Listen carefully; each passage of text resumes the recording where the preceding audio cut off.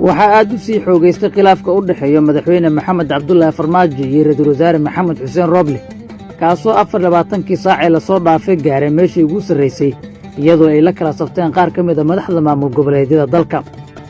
ra'iisul wasaare rooble ayaa maanta si kulal uga jawaabay warqaddii xalay ka soo baxday madaxtooyada Soomaaliya ee lagu sheegay in wasiirka koowaad ee xukuumadda Soomaaliya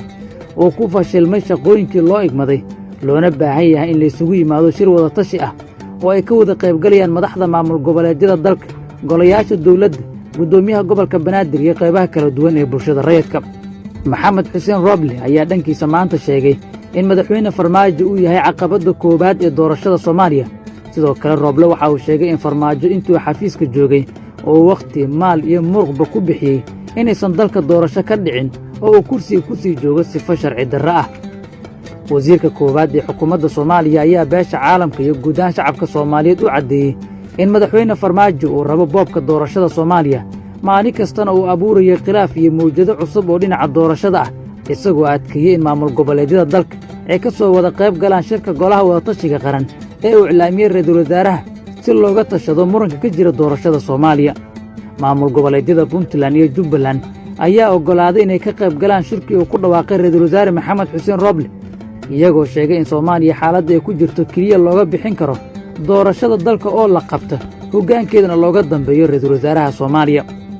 maamulka koonfur galbeed oo isagana qoraal kooban soo saaray ayaa la saftay madaxweyne farmaajo waxauna si cad u diiday baaqii ra'iisul wasaare rooble ee martiqaadka shirka golaha wadatashiga qaran. madaxweynaha maamulka koonfur galbeed cabdicasiis xasan maxamed ayaa sheegay in maamulkiisa uusan shirkaasi ka qaybgeli doonin, waxauna sababta ku sheegay in rooble uu faragelin ku sameeyey guddiyada doorashada, gaar ahaan guddiga xallinta khilaafaadka, isagoo shaqadii ka ceeriyey ilaa 7 xubnood. sidoo kale waxa uu lafta gareen sheegay inuu khilaaf rooble ka dhex abuuray guddiga doorashada heer federaal ee fiid,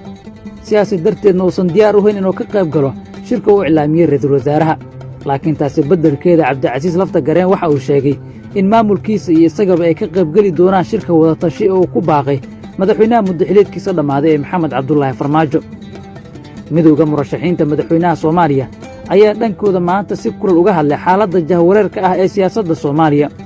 madaxweynihii hore ee dalka xasan sheekh maxamuud oo ku hadlay afka midowda murashaxiinta ayaa xaalad waali ah ku tilmaamay warkii xalay ka soo baxay madaxweyne farmaajo. xasan sheekh waxa uu sheegay in farmaajo uusan haysan sharciyad oo ku sii jooga villa Soomaaliya, warkii xalay ka soo baxayna uu yahay mid lagu jahwareerinayo guud ahaan shacabka Soomaaliyeed, laakiin si taasi looga baxo ay waajib tahay in la garab istaago maxamed xuseen rooble si uu qabto doorasho dalkana uu isbeddel uga dhaco. dhinaca kale ra'iisul wasaare maxamed xuseen rooble ayaa bilaabay inuu isku shaandheen ku sameeyo golihiisa wasiirrada si uu xoojiyo saaxiibadiisa taagan garbaha inta lagu guda jiro khilaafka adag ee kala dhexeeya villa Soomaaliya.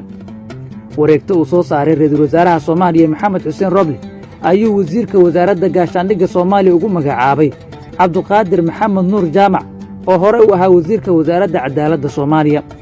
ra'iisul wasaaraha ayaa sidoo kale xasan xuseen xaaji oo hore u ahaa wasiirka wasaaradda difaaca Soomaaliya u magacaabay wasiirka wasaaradda cadaaladda ee xukuumaddiisa. ra'iisul wasaaraha Soomaaliya ayaa faray labada wasiir ee laysku beddelay in sida ugu dhaqsiyaha badan ay xilalka u kala wareegaan, islamarkaana waajibaadka shaqo ee loo idmaday ay si degdega u qabsadaan. tani ayaa lagu sheegay inay tahay kala jiidashada saaxiibbada u kala safan doona madaxweyne farmaajo iyo ra'iisul wasaare rooble, iyadoo la beegsanaya xafiisyada muhiimka ah ee dhinaca ammaanka. geeska kale, wasiirka wasaaradda amniga Soomaaliya cabdulaahi maxamed nuur ayaa ku amray hay'adda socdaalka iyo jinsiyadda Soomaaliya iyo sidoo kale taliska ciidanka booliiska ee garoonka aadan cadde in uusan dalka ka safri karin sarkaalka lagu magacaabo cabdixamiid maxamed dirir oo ah taliyaha ciidanka badda Soomaaliya oo loo haysto inuu u gafay ra'iisul wasaare rooble. sida warqadda ku cad, cabdixamiid ayaa la sheegay inuu qorsheynayo inuu dalka uga fakado si degdeg ah iyadoo loo haysto eedeymo iyo xadgudubyo waaweyn oo uu ku kacay intii uu xafiiska joogay, sida ku cad warka ka soo baxay wasiirka wasaaradda amniga Soomaaliya. waxaana waxyaabaha loo haysto qayb ka ah aflagaado u geystay madaxda qaranka, boob iyo dhibaato u geystay qaar ka mid a shacabka Soomaaliyeed. wasiirka wasaaradda amniga Soomaaliya ayaa riyo maalmeed ku tilmaamay isku day kasta oo muddo kordhin cusub ah kaasi uu samaysan doono madaxweyne farmaajo ama doorashada lagu boobayo, isagoo ka digay in la qalqalgeliyo doorashada Soomaaliya. tani waxay caddayn u tahay xaaladda jahwareerka ah ee uu dalka ku jiro, taasoo qaar ka mid a shacabka Soomaaliyeed muddooyinkii ugu dambeeyey aysan u arkaynin in dalka uu lugaha la sii gelayo xaalad khatar ah. waxyaabaha ugu badan ee la isweydiinayo walwalka ugu weynna ku abuuray guud ahaan shacabka soomaaliyeed ayaa ah xaggee looga jihaysan doonaa xaaladda jahwareerka ah ee uu maanta dalka ku jiro.